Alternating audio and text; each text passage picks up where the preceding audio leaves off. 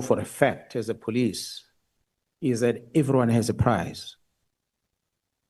And that is a strategy that the criminals employ, that everyone has a price.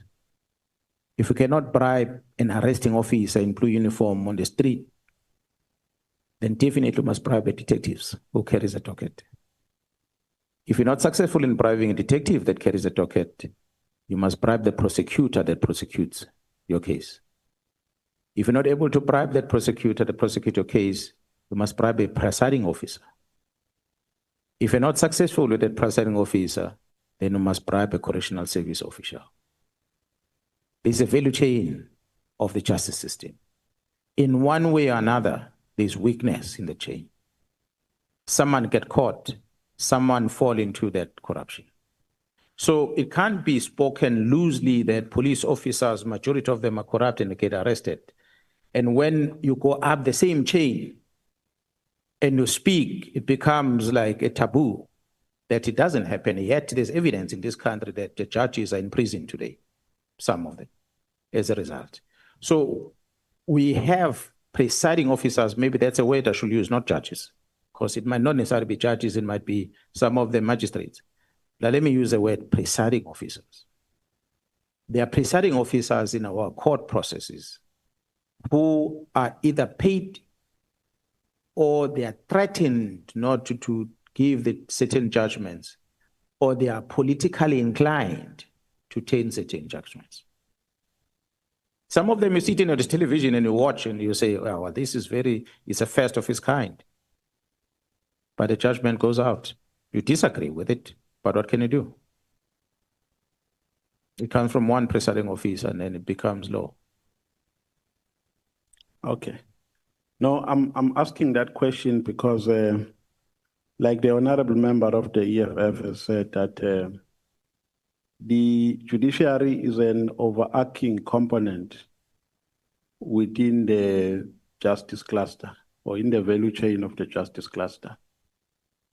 The police and the prosecution can be as good as non-existent if there is a rot in the judiciary, because that would mean the work that you are doing will have no fruits, because people who decide on cases on whether they are thrown out of court or who convict people are judges. So if there's a problem there in the judiciary, then that would mean there's a serious problem. There's a deep-seated problem in the value chain of the justice cluster in South Africa. So that is why I'm asking this question, is because I want us to take further in our various committees, notwithstanding the work that we are doing here, which emanates from the terms of reference. Now, my second last question, General, are there any factions in the SAPS that we are aware of? And if there are factions, which faction do you belong to? There are no factions in the South African Police Service that are not off. I said earlier when I responded to one of the honorable members was that the political space that we operate within does create some tensions within the organization. And largely because of the labor arrangement that we have, the labor setup, employment arrangement that we have, that allows that involvement in politics by police officers. That is the only faction that you could even talk about if there is. It used to be in the past, like I said. It's not even that much, if there's any, that exists these days. Back in the days, I'll use the province of KwaZulu-Natal where I come from. Back in the days, as I was recruited by the South African police at the time, and I worked in Potchefstroom and I moved to Durban, I happened to visit Ulundi during that Maka mission, just after the Maka mission. I happened to visit Ulundi, accompanying a colleague that went to get his things, that he was transferred to Durban. He came from KwaZulu Police. He was working at KwaZulu Police. When I arrived there, and I found people that were dominated from KwaZulu Police. How they received me was a bit hostile. And you could see at the time that there's in their minds, this is not one of ours. They belong somewhere else, we belong here. So, but that has gone now. We find a lot of easy movement and interaction with the police in different parts of the province, and so is the country. So, but that political things that still exist and provided for in the Act is the one that, to some degree, creates some discomfort in terms of factionalism, but not to the extent that it disrupts the organization. There's preferences, yes. Some of our officials express it more than the others, but they're a minority, they're not many. So there's no faction.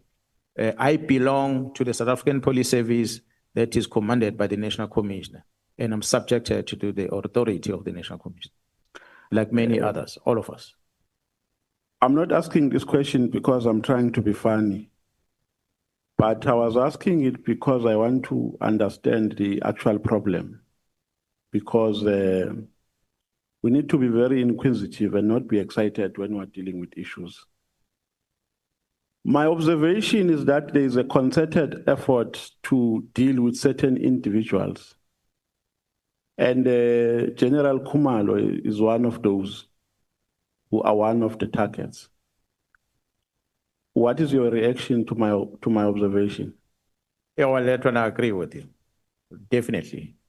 There's a concerted effort to get rid of Khumalo from within crime intelligence, and also get him to back off on these investigations that have been in Gauteng. Those are the two main ones. That one I know. He had that experience in 2011 when I sent him to crime intelligence, and it affected him. He came back from there and he started enjoying working in organization again, coordinating operations across the country. It did not affect anyone. And he's back at crime intelligence. The same attack again comes back. And it's an old cancer within the SAPS from when General Cele was the minister, correct? Look, I can talk from the tenor where I became exposed into this. To how far back it comes, I cannot talk about it, but from my experience that I had when General Cele was the National Commissioner, it's when I started learning more about the bad that is happening within the space. Okay. No further questions, Chairperson. Thank you very much. In closing, Chair, General, it takes a brave and a brave man to do what you have done. We really appreciate you, and you must continue to be brave. Thank you very much. Thank you so much, sir. Thank you, Honorable Nomvalo, Honorable Skosana.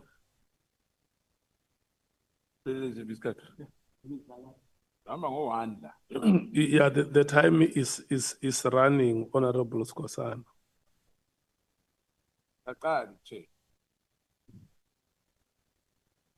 Thank you, Chair. I just want to start by asking General Mkhwanazi, in this criminal case which you have opened regarding the defeating the ends of justice, in which you are the complainant, who's the suspect? The investigation is unfolding, and the suspect will be identified as when the investigation is completed. But the people that are main complainants for me that play their role in terms of the removal of case dockets, that will involve the Minister of Police as well as General Sevilla. There might be others. If the minister interference has already been established as fact, what are the constitutional consequences when the executive actor deliberately usurp the operational policing powers? Is this not in effect a constitutional crisis? Yeah, no, definitely. When I invited the honorable members to look at the Constitution, and as a part of the proposal to try and mitigate the risk that we've identified, it means, therefore, it's a constitutional issue that should not be ignored, because how the organization is established is written in the Constitution. How it's structured, how it functions is catered for in the Act. So it becomes a legal question that needs to be answered. We cannot ignore that. And of course, we have to look at the roles that other people are playing. So if you're going to have the question as to the definition of the word that is written in the Constitution that directs the powers of the minister versus the powers of the National Commission and what the minister may or may not do. If this thing is debatable, as it has been, it means there has to be a revisit in the Constitution so there's a proper interpretation so everyone understands what it says. Does this pattern of interference we've seen pointing to individual ministers and acting alone, or does it reveal the broader cabinet level on factional directives to neutralize the political dangerous investigation? Yeah, well, ministers are going to play different roles, and one get to be exposed to some, and some will not be exposed to. I spoke about my tenure as acting national commissioner, so I could talk about the role of Minister Mteto at that time, the late. But I can't talk about the other ministers that follows that because I'm not accounting directly to them, and there was never much that got to be exposed on in terms of the level of interference with police operations. But I know for a fact that once there's an investigation against a person that might be known by someone senior, there will be an interest. Interest, majority of the time, is not